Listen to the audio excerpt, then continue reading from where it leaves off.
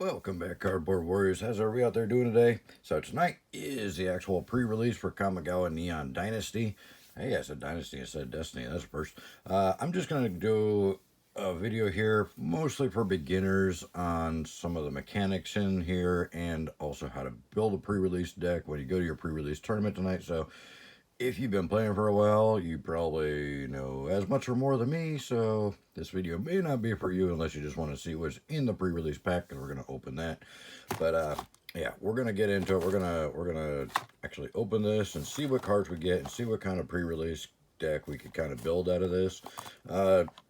Mind you, I'm not the greatest at building sealed decks, but we'll give it a shot. We'll see what we can do here. So anyways, check out the description below while I'm doing this. There's a lot of good links in there, a lot of good sales.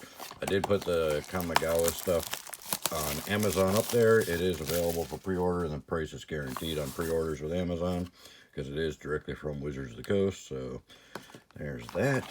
Here's your little box you're going to get for your deck. We're going to open this up. We're going to pull out this guy, and we'll save him until last. But we're going to kind of open this quickly. You do get a little divider to separate your main deck and your sideboard.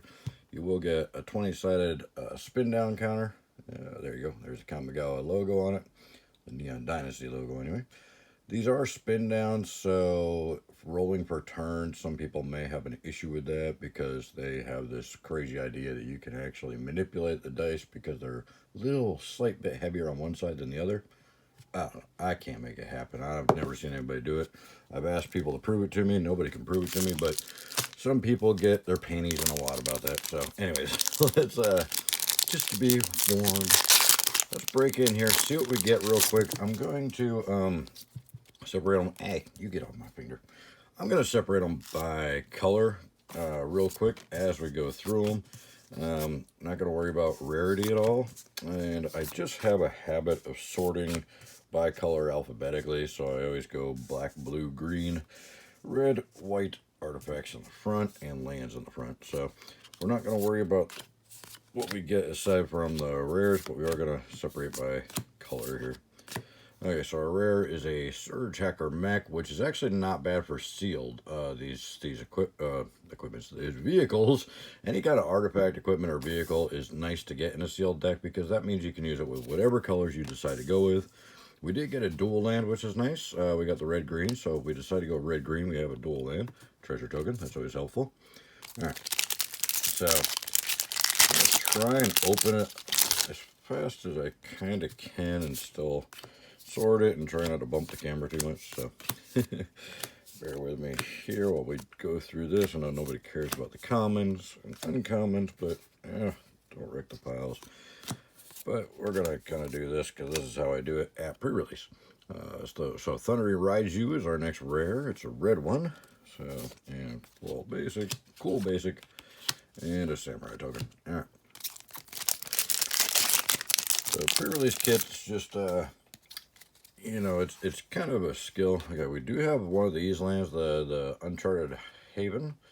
It comes into play tap, but you can choose a color, and it can be any color. So this would actually work in a sealed deck, even though I don't like lands that come into play tapped. Usually sealed pre-release like this are a little bit slower. So you do tend to have a little bit more time to not have to worry so much about land drops every turn. Okay, now we got another dual card that's red and green, which is handy because we actually did get that red and green dual land. So we'll just kind of throw that up there. All right, and a Sokenzan, Crucible of Defiance. This is the red channel land. So it doesn't come into play tap, but it is legendary. If it doesn't come into play tap, you can pay 4 and discard it and create 2/1/1 colorless spirit creature tokens. They gain haste until end of turn. This ability costs 1 less to activate for each legendary creature you control. So these channel lands are pretty cool. Put that in our red pile there. Tranquil Cove. So now we have a blue-white dual land as well. So we'll put that up in our dual color spot and a Rat Rogue token. All right, 3 more packs. If we run red, that channel land would be great to run in there. So they're lands that have an extra ability, so I see those kind of being pretty popular. We'll see what happens with them. I could be wrong, but I have a feeling those are going to be sought after. All right, and our next rare is a white Kyodai, Soul of Kamigawa. This one would be really, really good for sealed because it is flash and flying 3/3 for 4 mana. You can't beat that. And when it enters the battlefield, another target permanent gains indestructible for as long as you control Kyodai. So this is a really powerful card for sealed. Now, if you have one of every color, he does get +5/+5 until end of turn, which is not impossible to do with sealed, but it is a little bit tougher to do with sealed because you don't have fetches and duels. Spirit token, 2 more packs.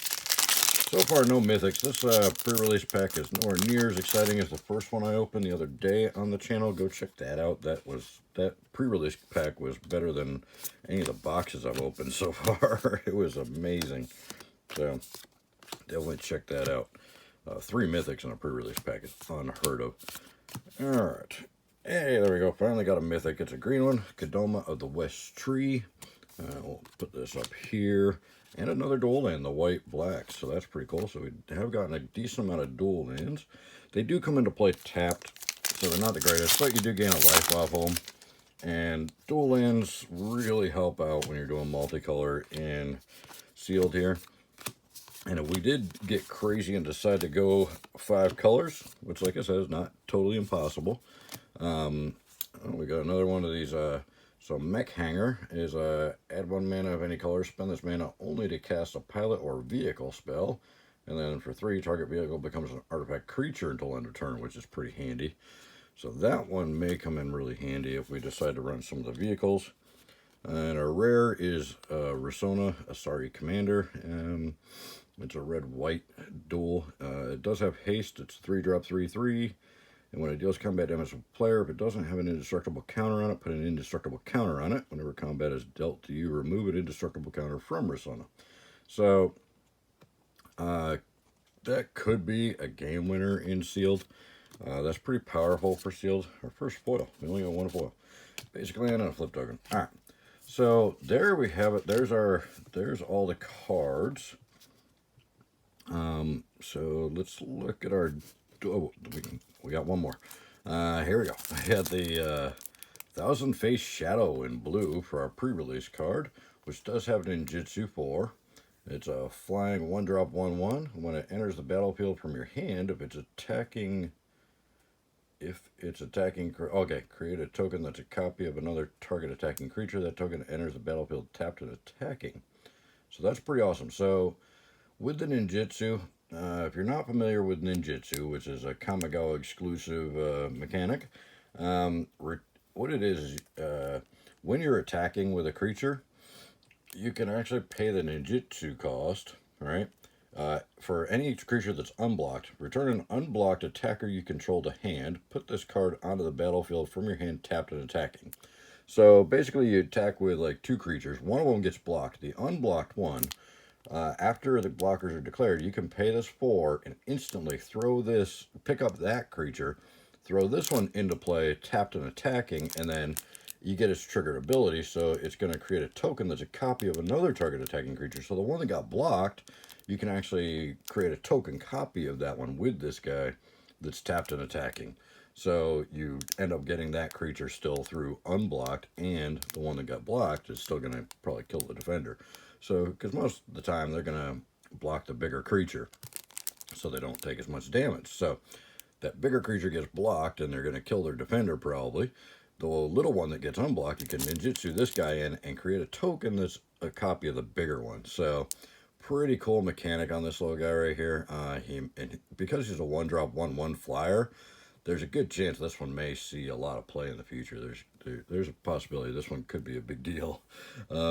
So the creature that's in play doesn't have to have ninjutsu, only this guy. So really cool mechanic there.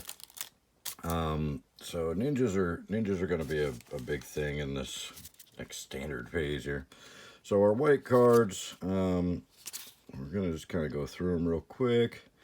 So you do have some decent stuff on white. You got some flyers. Now flyers are huge in pre-release, in sealed.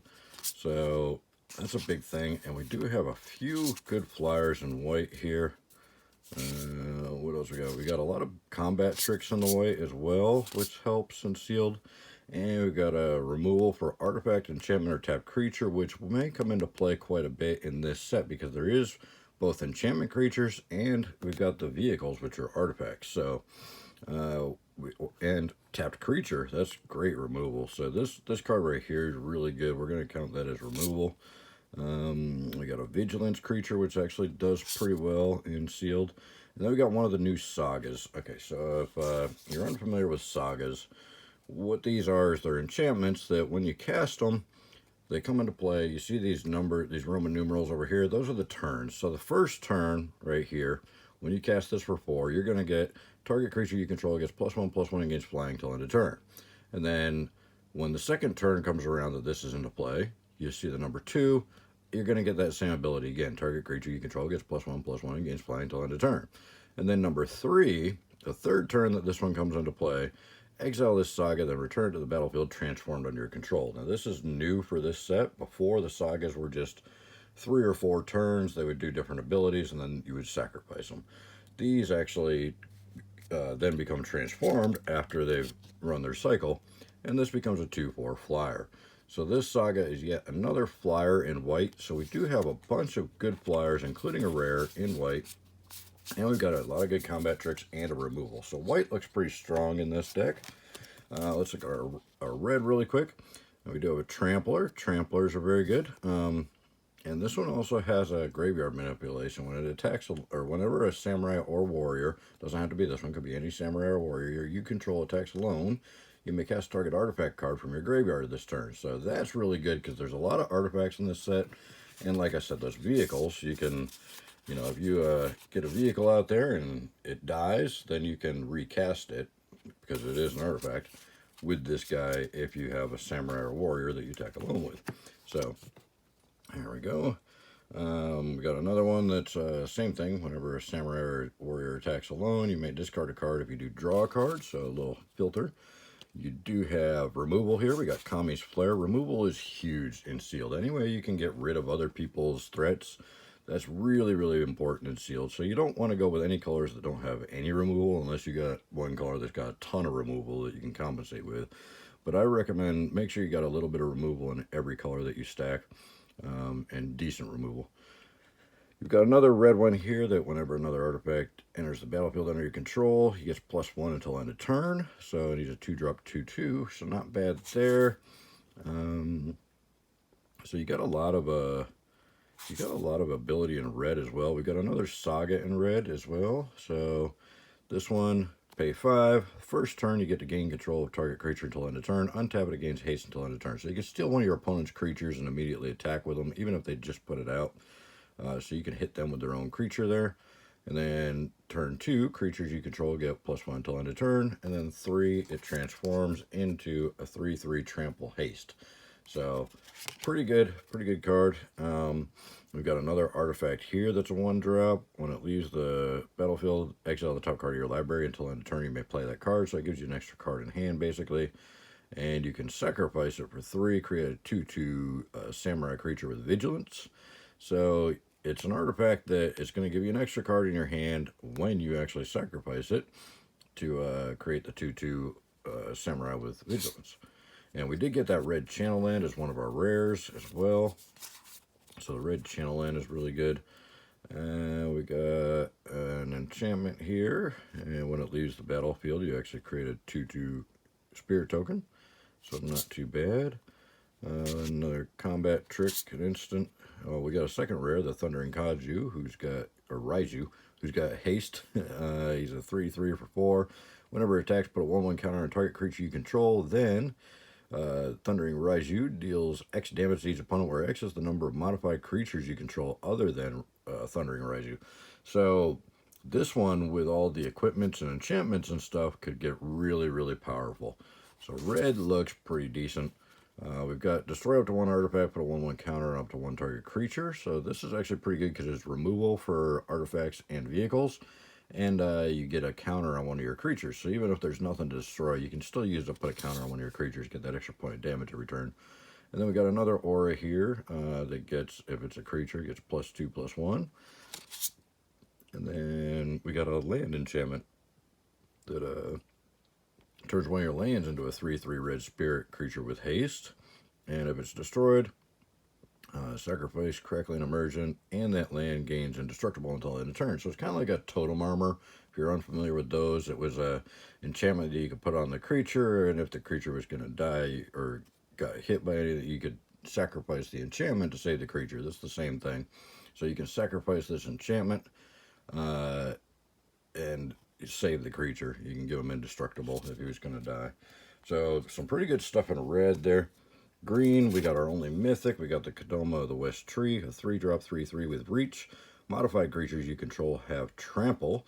And whenever a modified creature you control deals combat damage to a player, search your library for a basic land card, put that onto the battlefield, tap, then shuffle. So that's really good, because you get, every time a creature with an aura or equipment or whatever, or a counter, hits your opponent, you get a free land drop. So that's really big.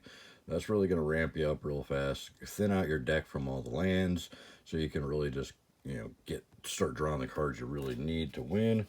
So he's a really good mythic. Definitely not a bad.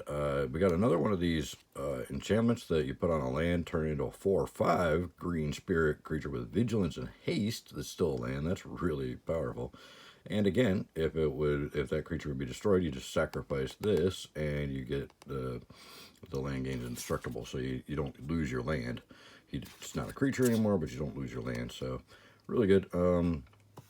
You got a 1-drop instant that gives a creature hexproof and indestructible, and you gain 2 life. So there's a lot of bang for the buck out of that guy. It's going to save one of your creatures in combat. We got another one that you can channel to dig for land for an extra land drop. We got some decent creature. We got another one of those Harmonious Emergences that we got the foil of there. So we got 2 of those. Exile target artifact or enchantment. That's a good removal for this set. Like I said, there's a lot of enchantment creatures like that one, and a lot of artifacts and vehicles. So good removal. We got a Death Touch 1/1. Those can really wreak havoc in sealed. Death Touch is hard to deal with for a lot of people. So, and we got another one of these enchantments. This one's got the channel, which is nice. So you can use it as an instant, basically, or sorcery. You can use it as a sorcery or instant, and you can give it a permanent 3/3 in reach. So, and then we got a ninjutsu guy here, so he can do the ninjutsu effect we were talking about, and it enters the battlefield with a death touch counter on it. So that's pretty awesome. And whenever you deal combat damage to a player, you may remove the death touch counter from it. When you do, exile target artifact or enchantment. So that's got kind of built-in removal as well. And then we got another instant that you can put counters on your creatures to make them modified, so the Kadoma has more effect. And some of the other cards in here. We got another ninjutsu here on the little snake ninja. And whenever he deals combat damage to a player, put a 1/1 counter on target creature you control that doesn't have a 1/1 counter on it. So again, you're going to modify a creature so you can get more value out of your other cards. And then we have a little Season of Renewal. Return target creature card from your graveyard to your hand, or return target enchantment card from your graveyard to your hand. So a way to get a creature or enchantment back that you've already lost. So not bad in green there. Green has some good synergy in it. We got a blue, another Saga here. This one is only a 2-drop. You draw a card, then discard a card for 2 turns, and then third turn it becomes a flying 2/3. Not bad at all. Really good value for 2 mana. So that one's good. We got a big beast here. So you definitely want to make sure you've got some power in the deck when you're running sealed. You don't want to run all little creatures, because you don't have the ability to get a lot of cards in hand very often in sealed. So if you've got all little creatures, eventually your opponents are going to start dropping bigger creatures, and you're going to get overrun. And this guy here is huge. He's a 7-drop 5/7 with Ward 3, which means whenever somebody tries to remove this card, if they've got removal and they try to destroy this creature, they have to pay an extra 3 mana just to cast that spell. So You know, most of the removal spells in this set are going to be 2 or 3 mana at least, so you're talking turn 5 or 6 before they could possibly even think about removing this guy. They'd have to have 5 or 6 lands in play. So that's assuming that they get a land drop every turn. It's going to be at least turn 5 or 6. Most likely it's going to be turn 7 or 8 before they can deal with this guy. So that's pretty good. And he has the channel ability as well. He becomes a counter spell. We've got a ninjutsu 1-drop, which is pretty good. Anytime you see ninjutsu cost less than their actual mana cost, that's pretty unbelievable. Whenever he deals combat damage to a player, he may draw a card if you do discard a card, unless he entered the battlefield this turn. So it doesn't work when you ninjutsu him in, but every other time it works. We got another one with channel, another counter spell, another ninjutsu. This one's got a bounce, so whenever he enters the battlefield, return up to 1 target creature to its owner's hand. So you can make them pick up one of their own creatures, or you can pick up one of your creatures that's in danger of dying. So with the ninjutsu, that's really good, because if you attack with a couple creatures and one of them is unblocked, but one of them is blocked and is going to die, you can ninjutsu this guy in, do the damage to the opponent, and pick up your creature that was going to die with his ability. Or, like I said, you can make them pick up one of their creatures and save your creature. Either way, you're going to end up getting some value out of that one. We do have a flyer here, and when he becomes tapped, so every time you attack with him, he's going to let you scry one. That's pretty big, especially in sealed. Another ninjutsu, when he deals combat damage to a player, you may put an artifact card with mana value less than or equal to that damage from your hand onto the battlefield. That's pretty effective there. So even if you don't have them pumped up, you're going to be able to put any 2-drop every time he deals combat damage. You're going to be able to put a 2-drop artifact just directly into play without paying his mana cost. And if you pump them up, you can get really big artifacts going. Acquisition Octopus. Whenever he deals combat damage to a player, you get to draw a card, so that's pretty awesome. And this is one of those ones that you can attach it to a target creature you control, or unattach from a creature, and while attached, this isn't a creature. So you can actually use this as like an equipment. See, he's an equipment octopus. So you can actually, when he's in play, you can pay 2 and attach it to a creature, then that creature will do, when he deals combat damage to a player, you can draw a card. So pretty neat. We got another one of these sagas. This one looks like a pretty powerful one. So turn 1, creatures you don't control get -2 power until your next turn. Turn 2, if you have 1 or fewer cards in your hand, draw 4 cards. Otherwise, scry 2, then draw 2 cards. That's massive. So that's a lot of card advantage there. And then turn 3, he becomes a flying trample with +1/+1 for each card in your hand. So he's however many cards you have in your hand, that's his power and toughness. So, but flying trample, that's pretty powerful. So, and then we got another ward 2 on a 2-drop. So that's pretty good. Or he can be reconfigured into an enchantment that gives a creature +2/+1 and ward 2. So that's pretty effective. Another counter spell. We got a wall, 3/4 wall. Modified creatures you control can attack as though they didn't have defenders. So as long as you can modify him with some type of enchantment or counter, he can attack as a 3/4 for 3. So that's pretty good. And then we got removal. Exile target artifact or creature, then return to the battlefield under its owner's control with a +1. Okay, so it's not removal. It's a pump. So it's a way to modify your creature. So you can cast this on this guy and exile him, and then return it to the battlefield with a +1/+1 counter on him, and then he can attack as a 4/5. So there you go. So there's your blue, and like I said, we did get the awesome little foil ninja in blue as well that can create a copy of another target creature when you ninjutsu him onto the battlefield. So that's pretty awesome. Let's look at our black, last color here. I know we're getting pretty long in here. Destroy target creature that was dealt damage this turn and draw a card for 1. Lot of ability on that removal there.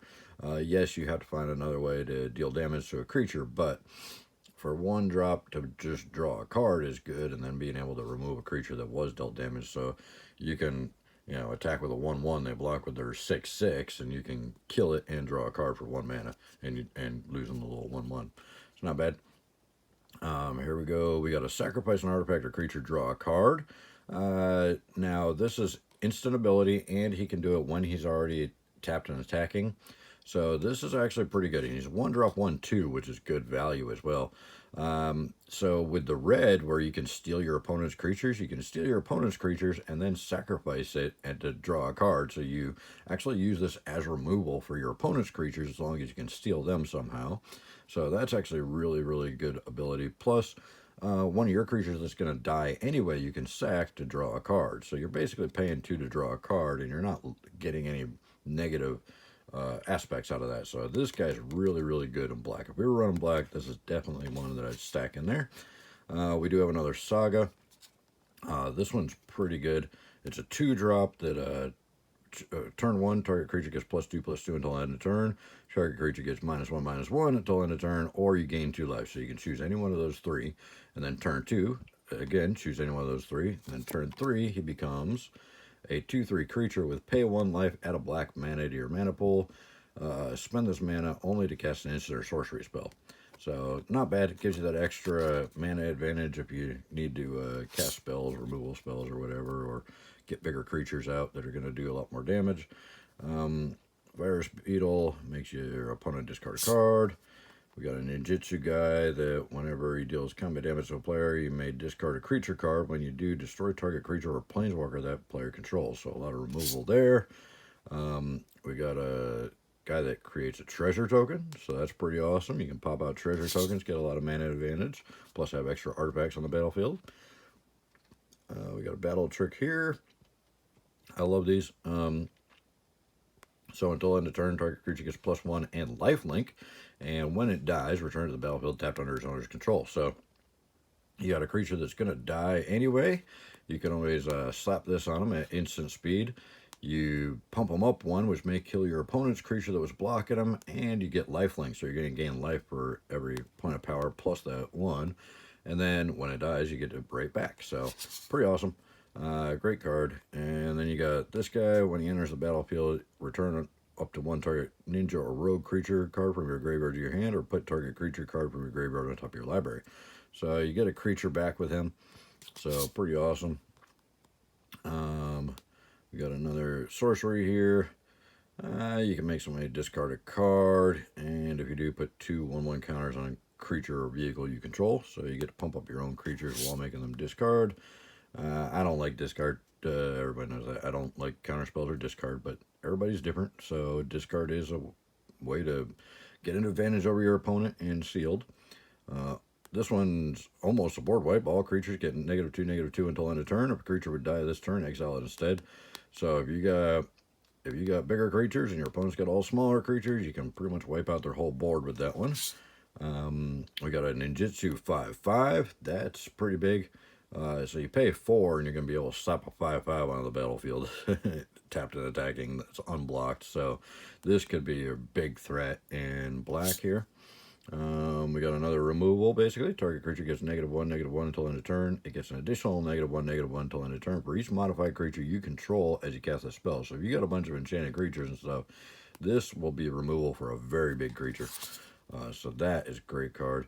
And we got a flyer. When it enters the battlefield, draw a card. If a creature died this turn, otherwise each player sacrifices a creature. So great little flyer there.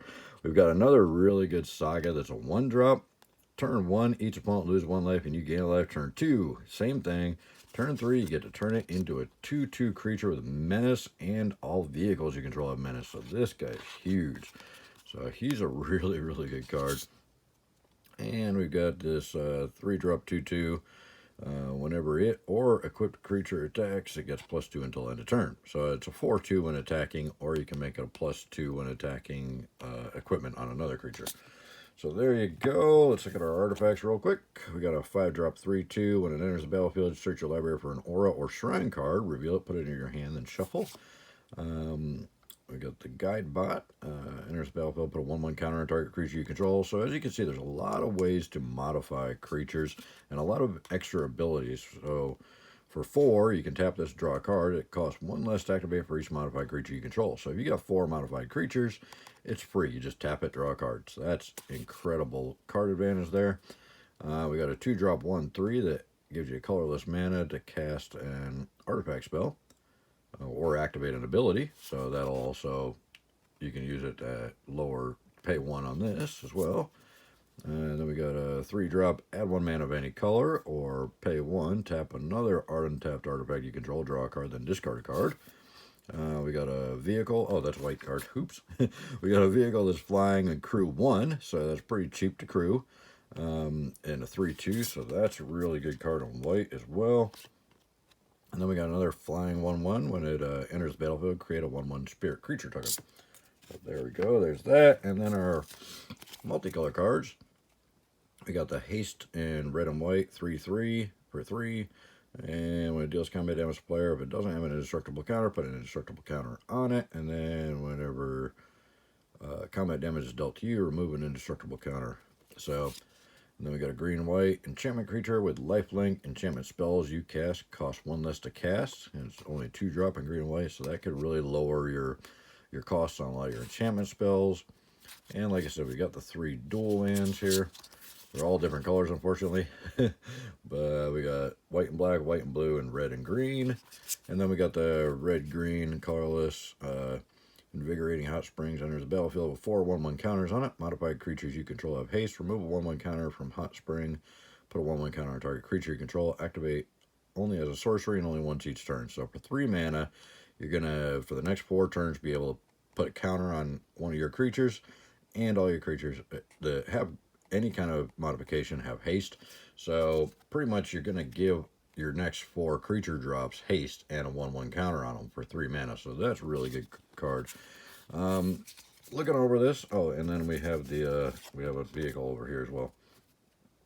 We got the 5/5 menace for 4. He's a crew 4, which is a little bit pricey, but not too bad. And when he attacks, or when he enters the battlefield, it deals damage equal to twice the number of vehicles you control the target creature or planeswalker and opponent controls. So it's also removal.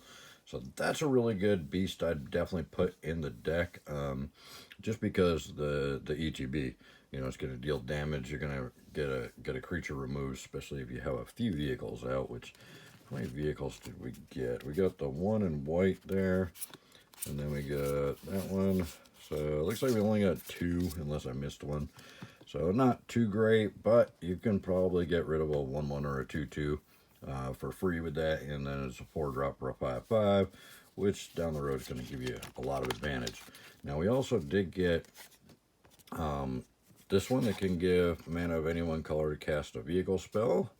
And this one that you can choose the color when it hits the battlefield. So honestly, I think I would run, actually, if it was me and this was my pre-release, I would run 5 colors. I would run 5 colors. I would pick the best couple cards out of each color, because this guy I would definitely want to have in there. And with that 5, he gets +5/+5 till end of turn. So if you can get all 5 colors on the board, this guy's going to end games really quick. We got good cards in each color, so it's kind of hard to narrow it down. There's really no wrong answer with this one. You could go any 2, any 3, any 4, or all 5 colors with this deck, I think, and it should be fairly effective. Now, obviously, there's no Evolving Wilds in this set, which really would have helped if we got some of those, so we could go search the colors that we didn't have, and that's the one downside. But we do have the 3 dual lands, and we got 2 lands that can be any color. So I don't think it would be as big of a problem as a lot of people probably would assume. I think it's totally possible to go 5 colors with this deck and really get some major value out of it. Obviously, you're going to want to go heavy on a couple of the colors and then splash the other colors, or heavy on one color and splash the rest. But it looks like we've got a lot of ability to do a lot of things with this, and we did get a good amount of colorless cards, so we can kind of really make sure that we've got the ability to play cards. And I think we could go 5 colors and make something fairly effective if you know what you're doing. If you're new to the game, I would stick to just 2 of the colors and kind of concentrate on those.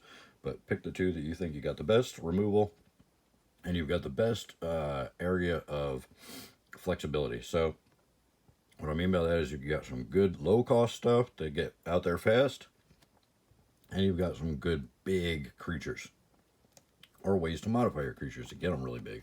So because you want to go tall and pre-release. You don't want to try and go fast because, like I said, you're not going to have the ability to get enough card draw to really just be effective with speed. So here's the thing that it comes with. It kind of tells you, gives you a basic rundown on what you should do. They say 15 to 18 creatures, 5 to 8 other spells, 17 lands, and then this is what your mana curve should kind of look like. I don't agree with this 100%. This is good for beginners. It's a good kind of basic starting point for beginners. But if you've been playing for a little while, or if you're more familiar with deck construction, you can usually get away with less lands. But if you are going 5 color, you may want to consider going the 17 lands. I usually run 16 in most of my pre-release decks or sealed decks or drafts. The 15 to 18 creatures depends on what you're doing.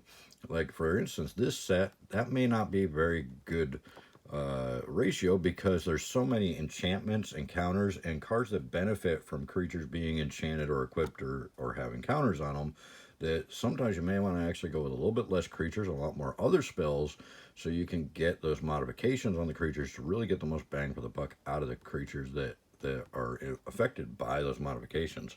So I would say in this particular set, that's actually a little high. You may want to run a little bit less creatures and a little bit more other spells to try and get those modifications on the creatures to get the benefits from the other cards. Of course, that's assuming you have those cards that give you benefits from having modified creatures.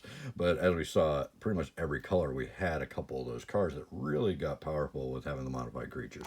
So anyways, that's my opinion on this particular pre-release. Let me know what you guys think. Let me know what you plan on doing. And let me know after the pre-release tonight how you did. I'm going to try and get this up earlier in the day, so it at least gives you a few hours to kind of see what's going on with the set and some of the new mechanics and stuff if you're not familiar with it yet, and kind of show you pretty much what your pre-release kit could look like. This one's going to be tough for me, this set, because every color has some really powerful stuff in it. So it's going to be tough for me to kind of narrow down which colors I'm going to use tonight, I'm sure. But let me know what you guys think in the comments below. Check out the description below. There's a lot of good links down there. Save you a lot of money, get you a lot of cash back. It's all free. It's all legit. I use everything down there. And everything you use down there, everything you click and actually use, it really helps out the channel. It helps me. And I wouldn't put anything in there that's not going to benefit you. So everything down there should give you some value as well. So thank you guys so much for watching. Sorry the video is so long. And I appreciate your time, and we'll see you in the next one. Bye.